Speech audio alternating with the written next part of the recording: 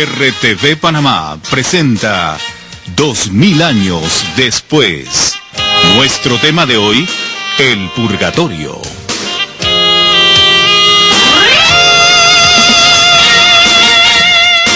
Queridos televidentes, bienvenidos. Muy buenas noches. Estamos complacidos de estar con ustedes una noche más con su programa 2000 años después. Como todos los martes, hoy con un tema de impacto. Acaban ustedes de escuchar en esa impresionante voz que nos ha presentado en el día de hoy que vamos a hablar sobre el purgatorio. Hace algunos programas pasados, algunos de ustedes nos pidieron que hablásemos del purgatorio.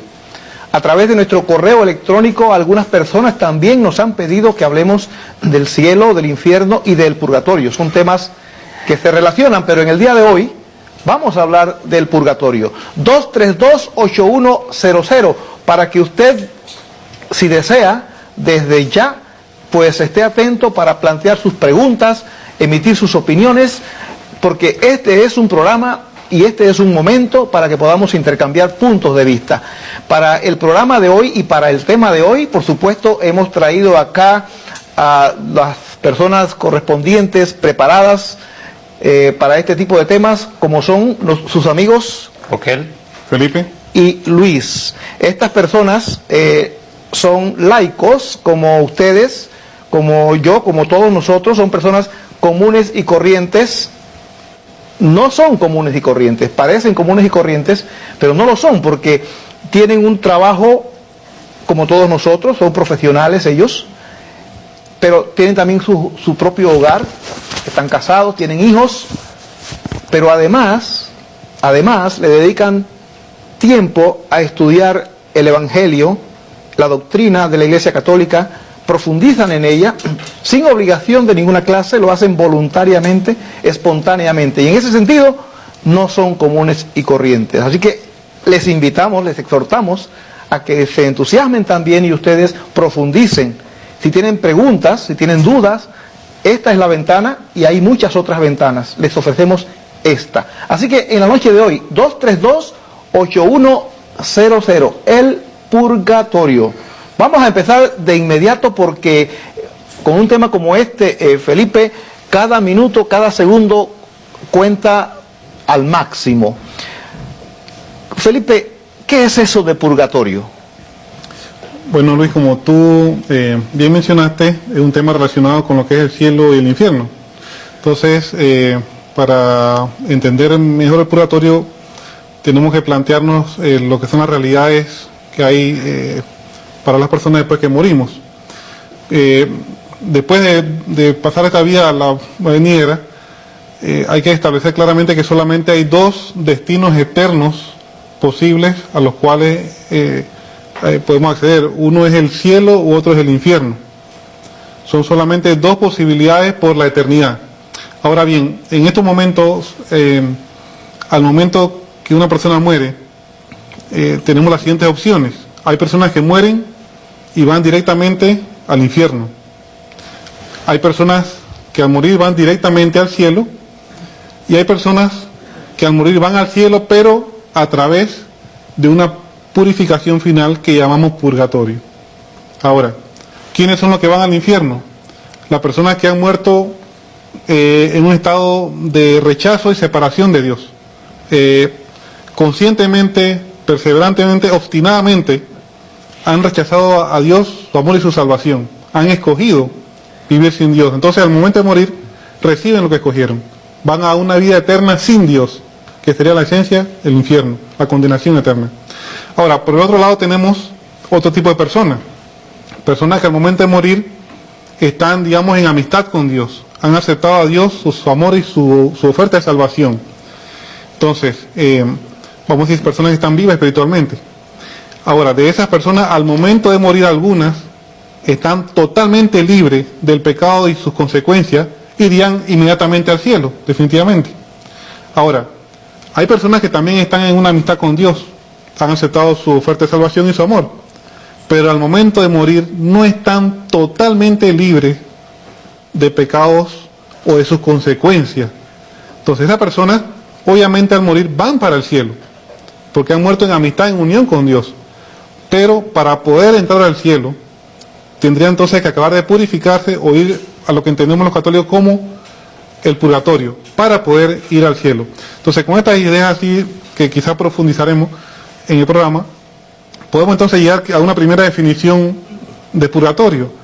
Podemos entonces decir que el purgatorio, Luis, es el estado, lugar, proceso o experiencia por medio de la cual Dios, en atención a los méritos que Cristo ganó en la cruz, termina de purificar a las personas que han muerto en amistad con Él para poder entrar al cielo. Sí, tal vez la pregunta debería hacértela a ti, pero la voy a hacer a Roquel, no obstante que tú la has originado.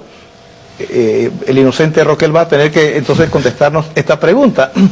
Dice Felipe Roquel que por los méritos de Cristo Dios termina de purificar a la persona. Pero Jesús en la cruz, al momento previo de su muerte, el momento preliminar, cuando expiró, dijo, todo está terminado. ¿Cómo que hay algo como que se termina después? Bueno, eso se debe a una situación. Felipe explicó algo bien claro, la aceptación. Jesús murió por todos nosotros, eso significa que la redención objetiva ya se dio. Jesús murió por todos y todos tenemos acceso a esa salvación. El grado de aceptación, si es total o parcial, eso es lo que hace la diferencia. Si es total, llegaremos a ser santos, lo que conocemos todos nosotros como santos. San Pedro, San Pablo, San Juan Bosco, son santos.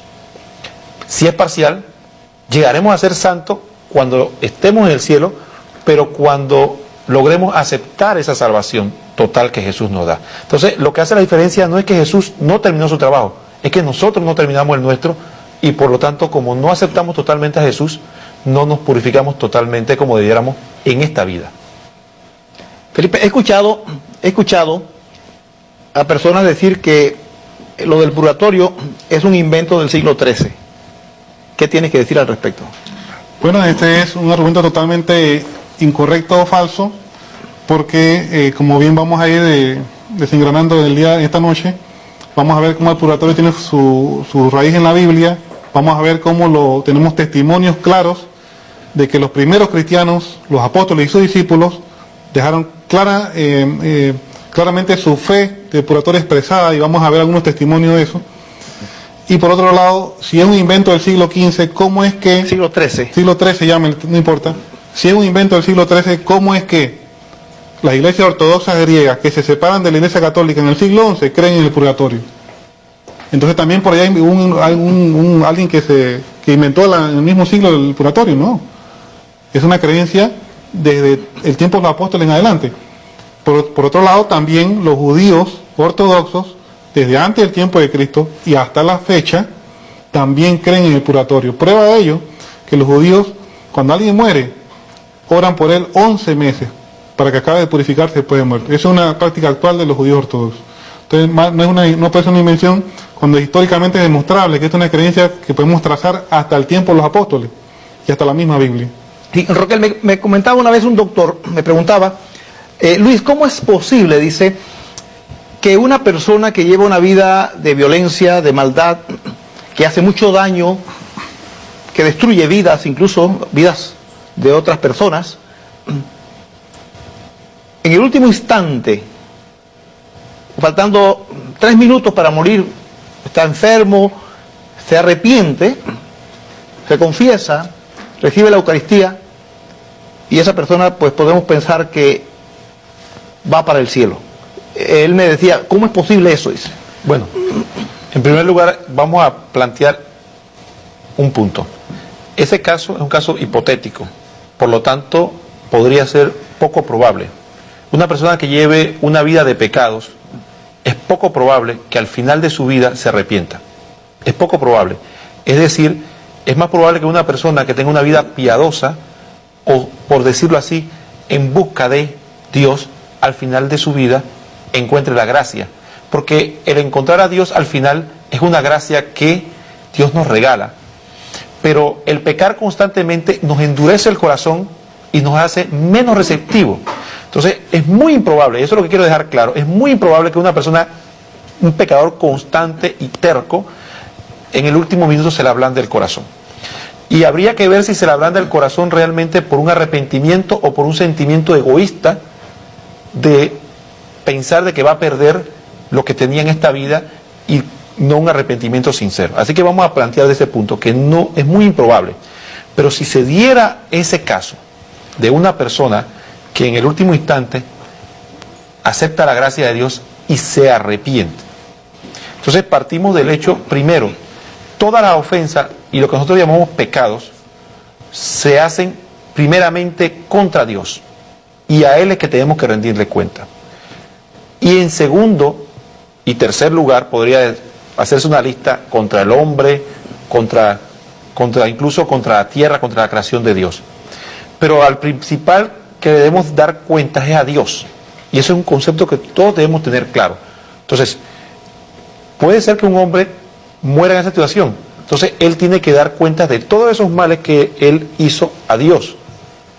Y entonces, si él se arrepintió, Dios en su infinita misericordia le perdonó su pena en cuanto a que no va a recibir el justo castigo por la misericordia de Dios ganada por Jesucristo en el infierno como debía ganársela él, sino que va a ser salvo por la sangre de Jesús.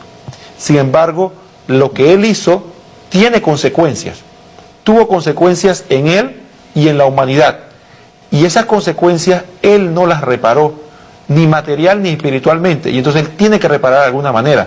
Entonces la justicia divina hace que él en la otra vida repare lo que no reparó en esta. Básicamente ese es, y es un principio básico de la justicia de Dios, que no deja nada al azar, ni nada, como digamos por ahí, suelto. Y nosotros tampoco queremos dejar nada al azar, así que le vamos a dar la palabra a Felipe, que la está pidiendo. Quería quizá poner un ejemplo que a lo mejor ayuda a ilustrar cómo es esto del pecado y lo que está muy bien hablando Roquel, que hay que hacer, a veces escuchamos hablar que hay que hacer reparación por el pecado, y es correcto. Ahora, para ilustrar esto traigo un ejemplo. Un niño jugando pelota rompe una ventana, rompe el vidrio. Entonces, pues van de su padre, que está enojado, y le pide perdón, y el padre lo perdona. Y de repente el padre lo perdona, y está bien, ya el niño pues no tiene, digamos, esa culpa, ya fue perdonado. Pero el hecho de que fue perdonado no quita que el vidrio sigue roto y que hay que arreglarlo. Así es el pecado.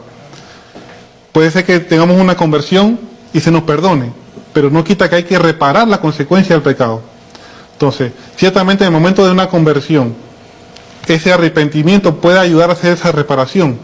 Pero la pregunta es la siguiente: ¿cuántos de nosotros estamos totalmente conscientes de la gravedad del pecado como para y vamos a tener un grado de arrepentimiento tal que ese arrepentimiento haga esa reparación equitativa al daño hecho con el pecado? Es muy difícil. Quizás los santos o la persona en más estado de santidad. Entonces, normalmente al cristiano común y corriente, lo que queda es que siempre hay que hacer reparación por el pecado. Entonces ahí viene, porque en la confesión el sacerdote da una penitencia, ¿no? Hay que hacer oración, y también están todas esas penitencias, por ejemplo, que hacemos en Cuaresma, ayuno, limosnas, ayuda al prójimo, y oraciones y demás, es también en ese ánimo, esa dimensión de reparar por el pecado. Entonces, ¿qué sucede? Esa reparación, esa dimensión de pecado en nuestra vida, que tenemos que ir borrando, es una purificación. Ahora, como comenzábamos diciendo, si al momento de morir ya nos purificamos, nos limpiamos de todo ese pecado y esa consecuencia, estaremos aptos para ir al cielo, si estamos en mitad de Dios.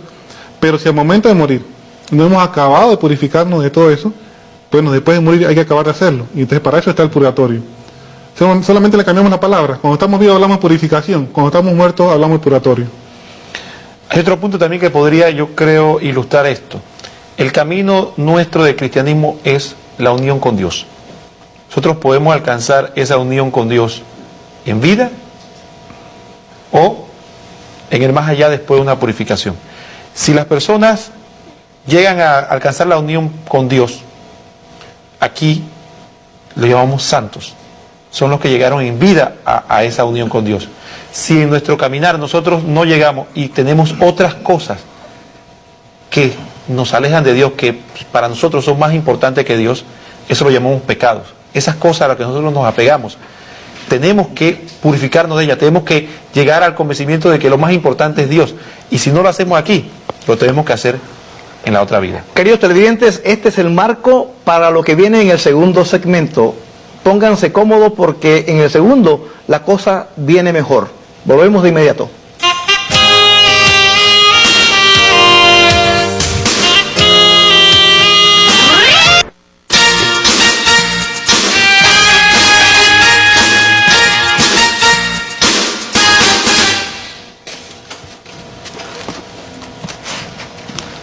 Estamos de vuelta, queridos televidentes, para el segundo segmento del programa de hoy, 2000 años después, y el tema el purgatorio.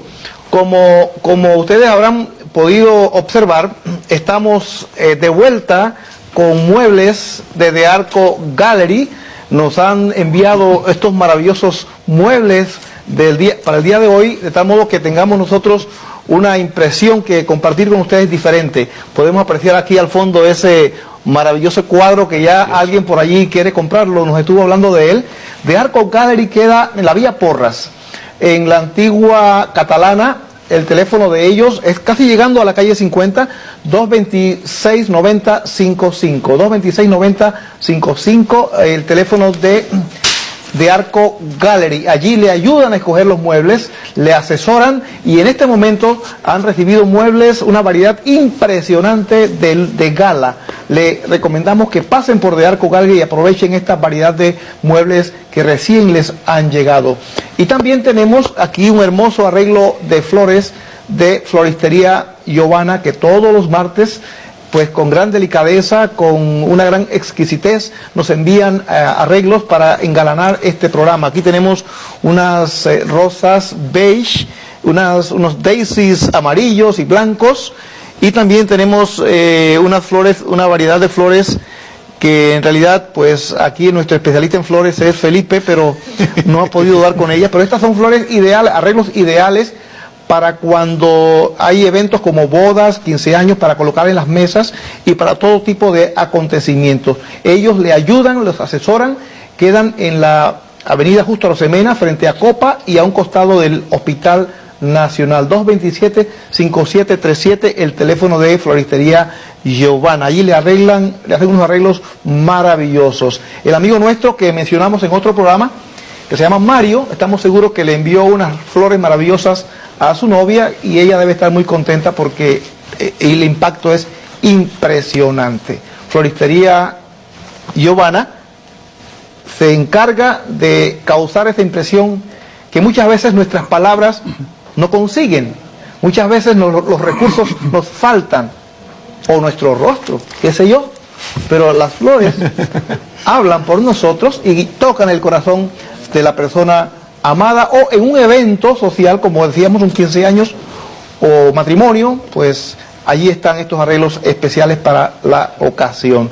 Teníamos un saludo también, Felipe, que querías enviar a una persona muy distinguida. ¿Podrías hacerlo, por favor? Sí, el señor Vicente Morgan, que pues nos manifiesta que él ha sido pues televidente de este programa, sé que lo disfruta mucho, y esperemos que también esté disfrutando del programa y pues le mandamos saludos. Y 232-8100, el teléfono aquí en RTV Canal 11, para todos ustedes que en otros programas estuvieron opinando, pidiendo explicaciones, pidiendo referencias. Ya hemos empezado y vamos a continuar, pero les invitamos a que hagan sus llamadas, pues, para que podamos iniciar un intercambio de opiniones a base de lo que ustedes piensan o preguntan. Vamos a darle la palabra entonces a Roquel, que tiene algo que decir. Sí, también quería invitar a todos nuestros queridos televidentes a que no dejen de asistir a la librería San Pablo, que la librería San Pablo podrían o pueden de hecho encontrar material sobre este tema y sobre todos estos temas que nosotros tratamos aquí en 2000 años después. Nosotros apenas damos un abreboca, un aperitivo de todo lo que es la fe católica, y realmente es interesante la gran variedad de libros que podemos encontrar ahí, información no solo sobre religión, sino sobre familia, educación, y tantas cosas interesantes. Muchas personas piensan que la librería San Pablo solo se compone de libros de teología, tal vez libros de alta teología que la gente no puede accesar, y nada más alejado de la verdad. Si usted quiere saber cómo educar a sus hijos, cómo llevar mejor su familia, incluso cómo educarlos mejor en las virtudes, todos esos temas interesantes. Habla del aborto, habla de la sexualidad humana, tantos temas interesantes puede encontrar en la librería San Pablo. El método Billings, ¿verdad? También, método que la iglesia recomienda. La librería San Pablo está ubicada en el Boulevard del Dorado, y a todos los invitan a que nos acompañen, porque nosotros también somos asiduos visitantes de la librería San Pablo. Sí. Te confieso, Roquel, que en un principio yo tenía esa impresión de la librería San Pablo de que eran solo libros de elevada teología, porque yo los veía a ustedes salir de allí. Entonces yo me imaginaba que pues eso para mí estaba un poco como vedado, porque eso era alta teología. Entonces yo un día me colé por allí, así todo inadvertido, y descubrí que no, que hay libros del padre Salesman, por ejemplo, muy sencillos y sobre todo muy educativos, que uno pues se los lee en un santiamén en unos 15 o 20 minutos, y bueno, ya pues los que quieran elevarse más, pues también hay libros más elevados. También hay preciosas imágenes, cuadros, rosarios. Hay una gama realmente de artículos dentro de la fe católica que podemos compartir y aprender, que es bien interesante. Nosotros lo exhortamos porque realmente la cultura es algo importante dentro de nuestra fe, no solo cultura en cuanto a la religión, sino cultura en todos los aspectos de la vida para servir mejor a Dios, y es importante también cultivarse leyendo. Por eso invitamos siempre a que participen en la librería San Pablo. ¿Y por quién deben preguntar en caso de que alguien llegue allí y se sienta así como perdido? Bueno, veo que tienes rostro, pero quizás... Sí. No, por Felipe... Nina, no se pregunta, Luis, por Nina. Ah, por Nina, ella es la que... Sí. ¿La que qué? ¿La que manda allí? La que están los libros y todo eso. Sí. ¿Verdad? Y pone orden Pone ahí. orden ahí. Perfecto. Sí, pone a correr a todo el mundo. Perfectamente. Ella le marca el camino, pues le indica los libros y todo aquello, y le ayuda para que no se sientan solos en ese mundo de libros que hay en la librería San Pablo de Boulevard El Dorado. Gracias, Roquel, por el recorderis. ¿Sí? Aparte que eso es importante porque como dicen que Canal 11, RTV Televisión es una ventana a la cultura del país, nosotros también estamos contribuyendo con esa cultura. Y con tremenda cultura, con la mejor cultura. Roquel, pero dicen que el problema con lo del purgatorio es que la iglesia en una época vendía indulgencias a cambio de dinero. Le decía, me das tanto por estas indulgencias y pues ya sabes, obtienes 20 años de remisión en el purgatorio. Yo no entiendo esa figura. ¿Podrías explicarnos un poco? Bueno, en primer lugar quiero hacer una aclaración. La Iglesia Católica nunca ha vendido indulgencias, realmente. Eso fue una tergiversación histórica. Lo que realmente es que había momentos en que la Iglesia, por X razón, necesitaba ayuda económica y solicitaba donaciones, y que esas donaciones, como era a la Iglesia de Jesucristo, como actualmente nosotros hacemos donaciones y limosna a la Iglesia, esas donaciones hacían acreedores, se hacía un decreto, se hacía acreedor a una indulgencia. El punto del asunto está en lo siguiente: el perdón de Dios no se puede vender, nunca. La Iglesia jamás ha dicho, ni podrá jamás, ni lo dirá, que puede vender el perdón de Dios. Entonces, lo que se da es lo siguiente: las personas pecan, entonces tienen que solicitar el perdón a Dios. Lo hacen a través del sacramento que Jesucristo estableció, que es la confesión. Una vez se arrepienten, se confiesan, reciben el perdón de Dios, que es lo que nosotros llamamos el niño que fue perdonado por su padre. Pero eso, la acción que hizo el niño, que fue romper el cristal, no se reparó totalmente. Él tiene que repararla. Parte de esa reparación se hacía antiguamente por días de penitencia. Un sacerdote, por ejemplo, decía, ¿sabes qué? Ese pecado fue tan grave que tú tienes que hacer, no un Padre Nuestro y un Ave María, tienes que hacer 100 días de penitencia.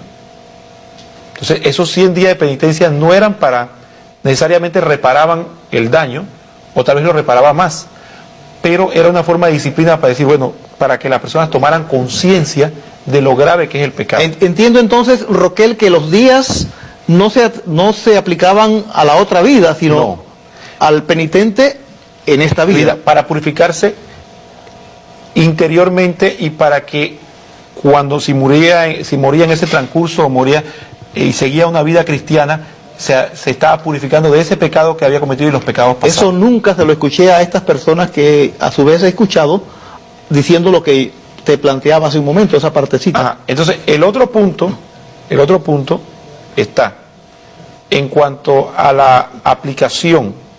¿Ve? La iglesia es custodia de los méritos de Jesús. Es decir, nosotros recibimos el bautismo y a través del bautismo que recibimos la salvación de Dios. Entonces la iglesia es la que administra los méritos de Jesús, nos lo administra a través de los sacramentos, el bautismo, la Eucaristía, la confirmación y el sacramento de la penitencia.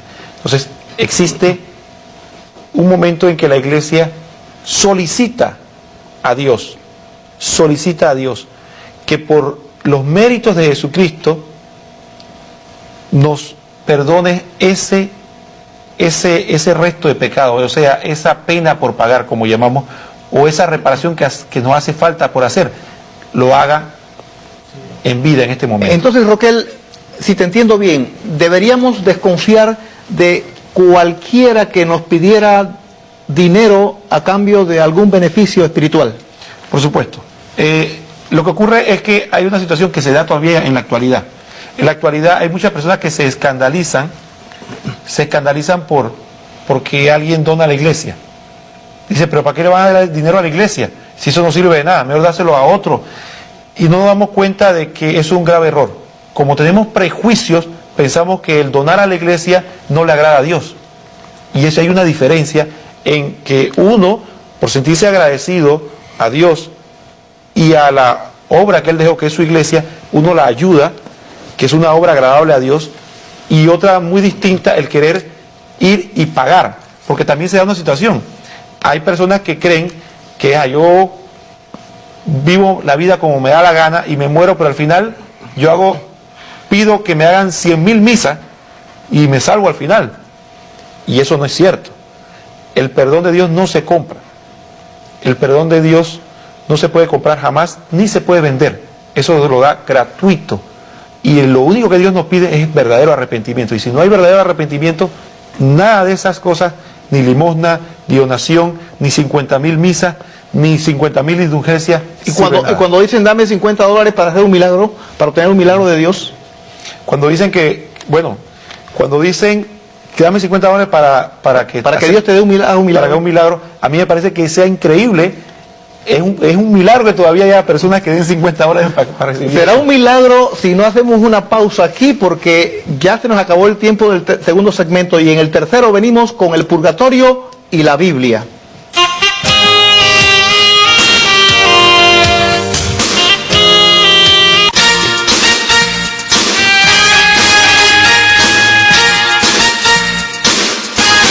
Estamos de vuelta, queridos televidentes, en el tercer segmento del programa 2000 años después. Esta noche con el tema el purgatorio. Vamos rapidito al punto porque estamos una vez más contra el reloj. Felipe, la pregunta clásica, ¿en dónde en la Biblia está la palabra purgatorio?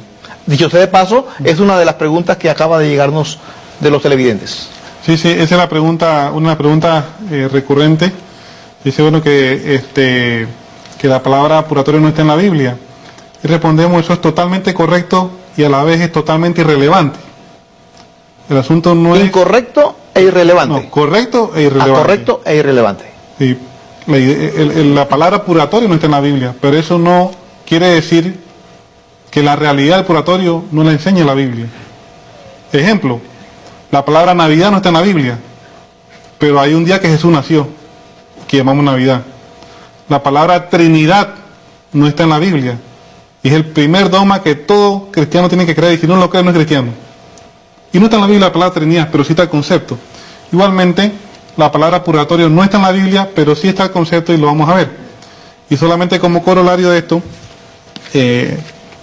tengo un libro evangélico que se llama Religiones, sectas y herejías, del autor Cabral.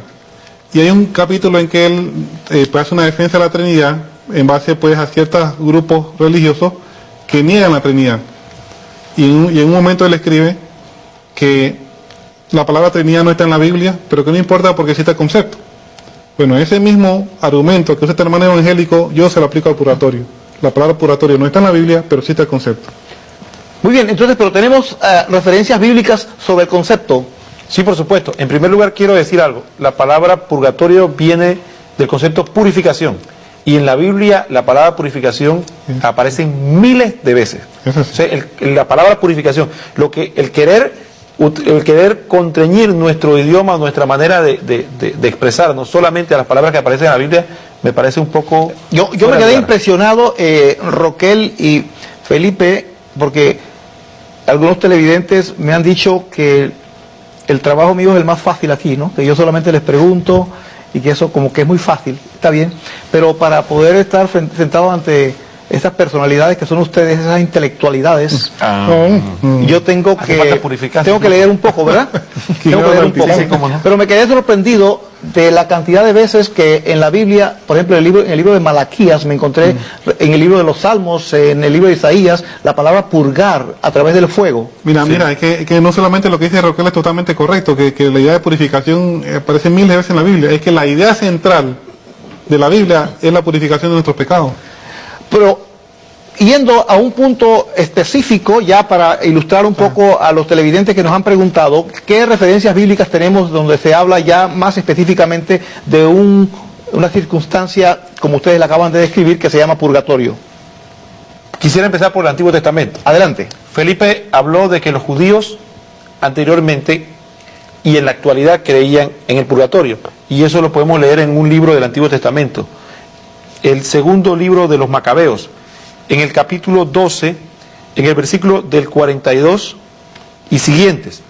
Lo que trata aquí, para ver contexto, aparecieron unas personas que fueron muertas en el campo de batalla, pero cuando lo estaban arreglando para enterrarlos, se dieron cuenta que tenían unos ídolos dentro de sus cosas. Parece que saqueando se daron unos ídolos y eso estaba prohibido por Dios. En los Macabeos, dijiste, ese es un libro muy respetado por los judíos. Correcto. ¿Cómo no? Un libro que lo utilizan como una gran fuente de información histórica también. Por supuesto, y fue escrito aproximadamente 200 años antes de Cristo. Es bastante reciente. Entonces, fíjate lo que pasa. Cuando encontraron eso, dice la Biblia. Dice, fue entonces evidente para todos por qué motivo habían sucumbido aquellos hombres, porque habían tenido los ídolos encima, ¿verdad? Dice, bendijeron pues todas las obras del Señor, juez justo que manifiesta las cosas ocultas, y pasaron a las súplicas, rogando que quedara completamente borrado el pecado cometido. Ya estaban muertos, pero estaban rogando por el pecado cometido. Si estas personas por ese pecado hubieran ido al infierno, no tenía sentido. A la persona que va al infierno ya es inútil orar por ella. Orar por ella. Ya están condenados por toda la aunque eternidad. no sepamos si está o no está, ¿no? Sí. Entonces, las personas que ya están en el infierno, es superfluo orar por ellos. Pero sin embargo dice, y pasaron a la súplica rogando que quedaran completamente borrado el pecado cometido. Completamente borrado. Quiere decir que hay en otro lugar, después de la muerte, donde se pueden borrar los pecados. El valeroso Judas recomendó a la multitud que se mantuviera limpia de pecado a la vista de lo sucedido por el pecado de los que habían sucumbido. Después de haber reunido entre sus hombres cerca de 2000 dracmas, dinero, las mandó a Jerusalén para ofrecer un sacrificio por el pecado para ofrecer un sacrificio por el pecado, obrando muy hermosa y noblemente, pensando en la resurrección. No usas lentes, Roquel. No. Pues de no esperar que los soldados caídos resucitaran, habría sido superfluo y necio rogar por los muertos. Mas, si consideraran que una magnífica recompensa está reservada a los que duermen piadosamente, era un pensamiento santo y piadoso. Por eso mandó hacer este sacrificio expiatorio en favor de los muertos, para que quedaran liberados del pecado. ¿Podrías repetir la referencia bíblica? Segundo libro del Macabeo, capítulo 12, versículo del 40, que lo lea más bien del 40 hasta el 46. Felipe, ¿alguna referencia del Nuevo Testamento? Sí, en esta misma línea de la oración por los difuntos, y que quede bien claro, estamos encontrando textos en la Biblia que hay oración por los difuntos, y hay que recalcarlo, No puede ser por las personas que estén en el cielo, porque los que están allí no necesitan oración, ya están salvos 100%, no le hace falta la oración. E igualmente, como se dijo, no puede ser por los que están en el infierno, porque a eso la oración no les sirve para nada, ya se quedaron en el infierno. Entonces tenemos otras personas en otro estado, y están muertos, a las cuales la oración sí les sirve para acabar de purificarse. Ese es el concepto de purgatorio. Y eso que leímos ahí, si vamos a la misa católica hoy día, nos vamos a encontrar que se hace la misma, se hace oración por los difuntos. Entonces esa oración por los difuntos también, como referencia, la segunda epístola a Timoteo, Pablo hace oración por Onesíforo, quien, si vemos el contexto, nos damos cuenta que él estaba difunto. Él empieza en el capítulo 1 y versículo 16, dice que el Señor conceda misericordia a la familia de Onesíforo, ¿no? Se refiere a la familia de Onesíforo y luego habla de Onesíforo y dice así: pues me alivió Onesíforo muchas veces y no se avergonzó de mis cadenas, sino que en cuanto llegó a Roma me buscó solícitamente y me encontró. Concédale al Señor a encontrar misericordia ante el Señor aquel día. Está rogando por Onesíforo. Y mira cómo acaba la carta a Timoteo, el capítulo 4, versículo 19, con los saludos finales, dice: saluda a Prisca y Aquila y a la familia de Onesíforo. ¿Por qué no saluda a Onesíforo? Porque no estaba en vida. Entonces Pablo, comenzando a Timoteo, hace una oración por Onesíforo que estaba muerto. Él está poniendo en práctica lo que está en el libro de los Macabeos. Tenemos entonces una referencia del Antiguo Testamento y una del Nuevo, donde hay oración por los difuntos. ¿Algún texto de referido a nuestro Señor Jesucristo que se aplique al purgatorio? Sí, como no, en el Evangelio según San Mateo, en el capítulo 12, versículo 32, estamos en el contexto de que Jesús está hablando los pecados contra el Espíritu Santo. Entonces, él explica de que hay pecados que son perdonados, pero hay pecados que no son perdonados ni en este mundo ni en el otro. Entonces dice: y al que diga una palabra contra el Hijo del Hombre se le perdonará, pero al que diga contra el Espíritu Santo no se le perdonará ni en este mundo ni en el otro. Entonces quiere decir que en el otro mundo sí hay pecados que se perdonan, porque Jesús dice que el que habla mal del Hijo del Hombre se le perdonará, pero el que habla mal del Espíritu Santo no se le perdonará ni en este mundo ni en el otro. Quiere decir que en el otro mundo, es decir, en el más allá, como llamamos nosotros, hay un estado, como dijo Felipe, ¿cómo es? Estado, proceso o lugar o experiencia de purificación. Que no puede ser el cielo, ni puede ser el cielo, ni puede ser el infierno. Tampoco. No aplica ahí. No aplica porque en el cielo no entra nada impuro. Apocalipsis 21, 27 dice que nada impuro puede entrar al cielo. Apocalipsis 21, 27.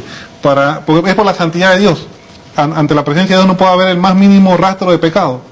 No puede haber nadie que pase oculto por ahí con un poquitito de pecado, no puede ser. Tiene que estar totalmente limpio. Si leemos el capítulo 6 de Isaías, también nos damos cuenta cómo Isaías narra cuando la presencia de Dios le llega.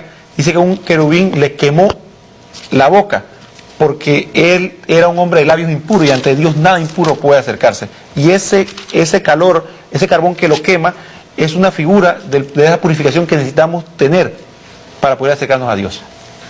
San Pablo. San Pablo, 1 Corintios 3, y se puede leer del versículo... Dijiste, perdón, primera... carta a los Corintios. Primera carta a los Corintios, pero primero tenemos que irnos a una pausa y en el cuarto segmento venimos con la cita de Felipe en la primera carta a los Corintios. No se vayan.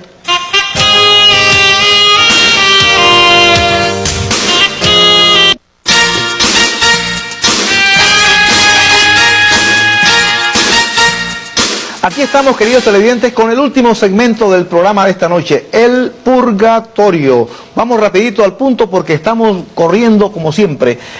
Felipe, nos querías hablar de una cita de la carta de San Pablo a los Corintios, la primera carta. Adelante. Primera carta a los Corintios, capítulo 3, y decía que se puede examinar, bueno, todo el capítulo 3, pero sobre todo... No te emociones demasiado, que estamos contra el tiempo. Del versículo 10 al 17, vamos a decirlo así. Y esta es una cita que desde los primeros cristianos siempre la han citado, y aquí se habla del juicio que se hace a cada persona pues cuando enfrenta a Dios. Es impresionante esta cita. Es impresionante, sí. Y dice que pues las obras cada cual son probadas, ¿no? Y dice así el versículo, voy a leer el versículo 14, dice: aquel, y está hablando del juicio de ese contexto, aquel cuya obra construida sobre el cimiento resista, recibirá la recompensa. Aquí hay unos que son probados y su obra resiste, decimos se van al cielo. Pero mira lo que dice el versículo 15, mas aquel cuya obra quede abrazada sufrirá el daño. Él no obstante se salvará, pero como quien pasa a través del fuego. Entonces hay otras personas que se salvan, pero como con algún tipo de sufrimiento, angustia y molestia, a distinto de lo que está en el versículo 14, ¿no? Imaginemos que esto aquí esté encendido en llama y nos escapamos, pero a lo mejor nos quemamos un poco, sufrimos algo de purificación ahí, algo de penitencia.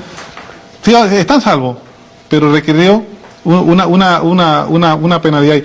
Pero mira lo interesante en el versículo 17, y para los que lo leen lo puedes disfrutar con calma, dice, si alguno destruye el santuario de Dios, Dios lo destruirá. Incluso San Pablo menciona lo que se condenan a sí mismos, en el versículo 17. Sí, tenemos en el aspecto del juicio de la persona, unos que resisten el juicio van al cielo, unos que se salvan, pero como a través del fuego. Y ojo, en la Biblia, fuego es imagen de purificación. Eso. Roquel, porque a veces hablamos del purgatorio y vemos dibujos, cuadros de las almas del purgatorio rodeadas de llamas. ¿Esa es una figura? ¿Eso es real? ¿Es simbólico? ¿Qué es eso? Es bíblico.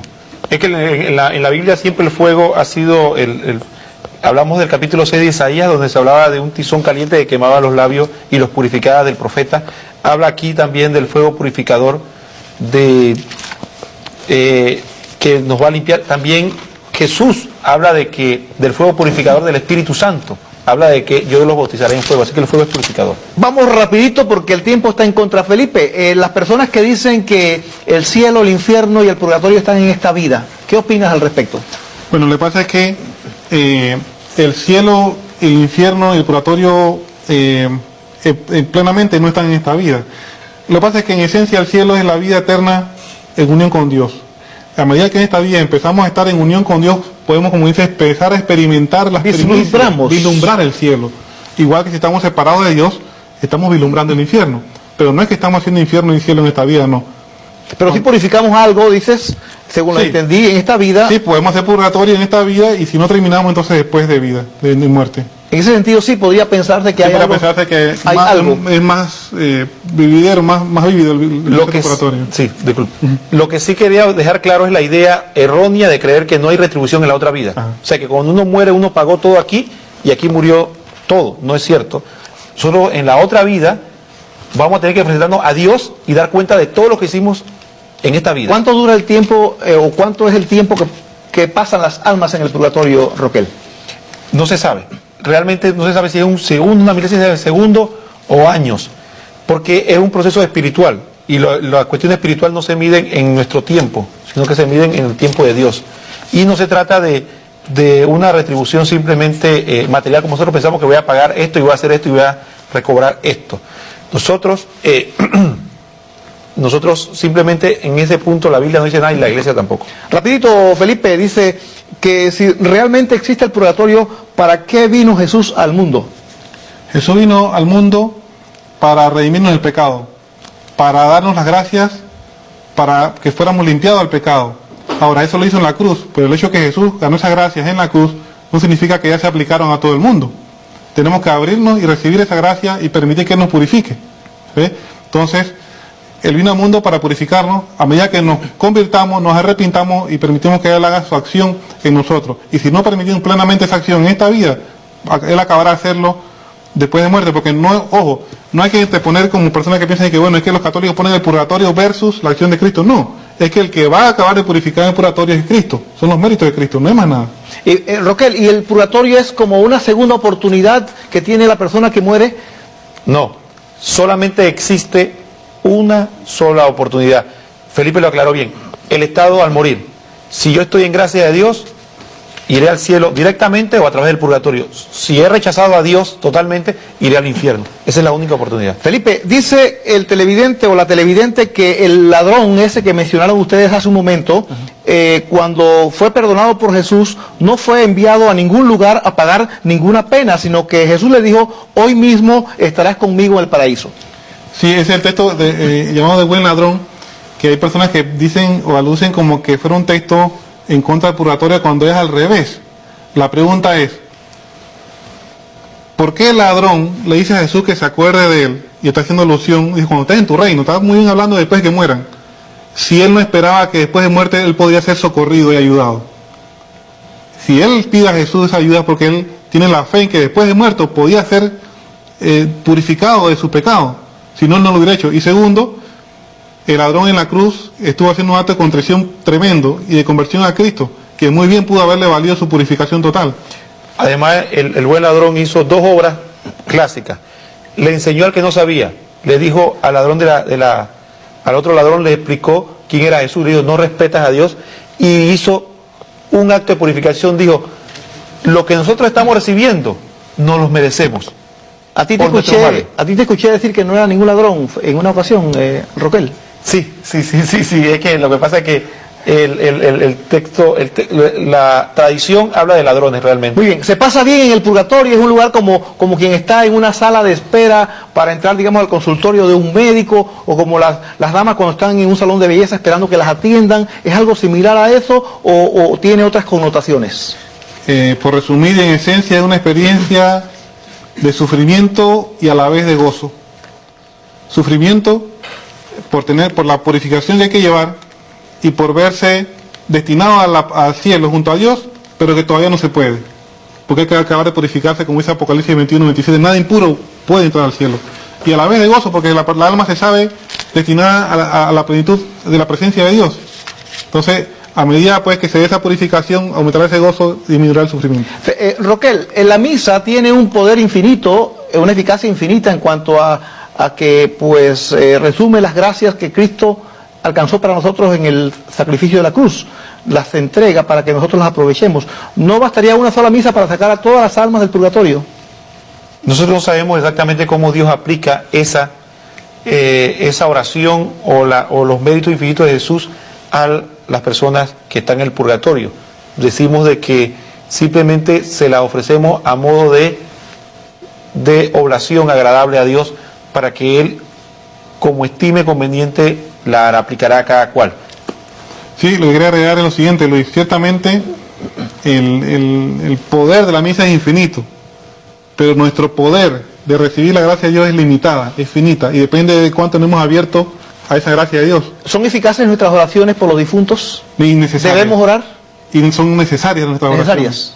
Y ojo, si queremos si cuando estemos al lado ya y si acaso no hacen falta, entonces, como dice el Evangelio, hagamos lo que quieren que hagan por nosotros.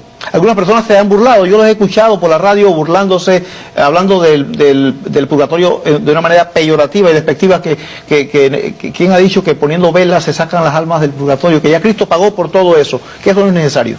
Pero es que nosotros los católicos jamás han dicho que ni poniendo vela, ni pagando, ni poniendo vasos de agua, ni andar con albahaca por ahí, se sacan las almas del purgatorio. Ni gritando, ¿verdad? Ni gritando, ni no, quien más grita, más llega. Tampoco llega a Dios. Nosotros los católicos lo que decimos es que mediante la oración y pedir a Dios misericordia por esas personas, las sacamos del purgatorio. Pero hay otro concepto importante.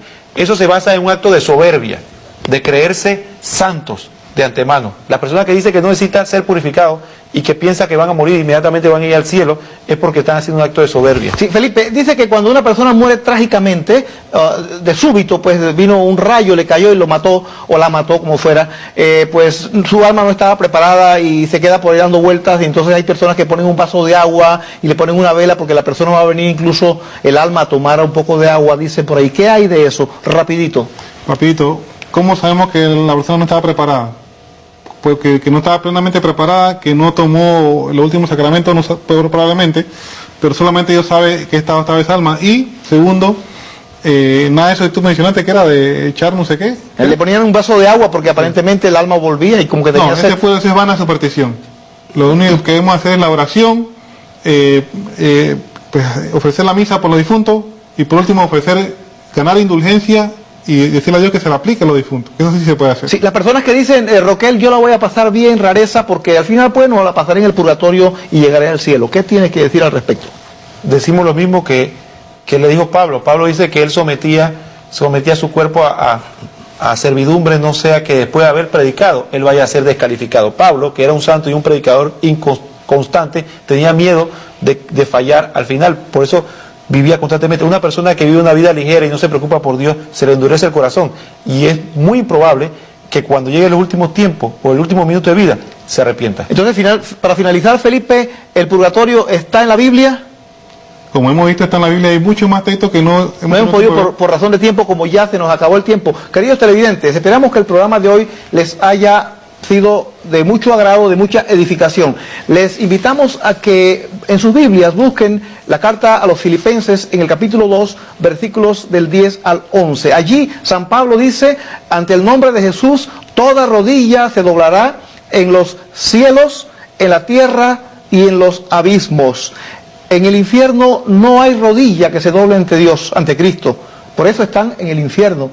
Y el texto dice: ante Cristo Jesús, ante su nombre, se doblará toda rodilla en el cielo, en la tierra y en los abismos. Esos abismos a los que se refiere en la carta a los Filipenses, capítulo 2, versículos del 10 al 11. Queridos televidentes, para felicidad y agradecimiento a Dios es el purgatorio. Nos dio un gran gusto compartir con ustedes y los invitamos para el próximo martes. Sus amigos Roquel, Felipe y Luis, les deseamos que pasen una semana siempre alegres en el Señor.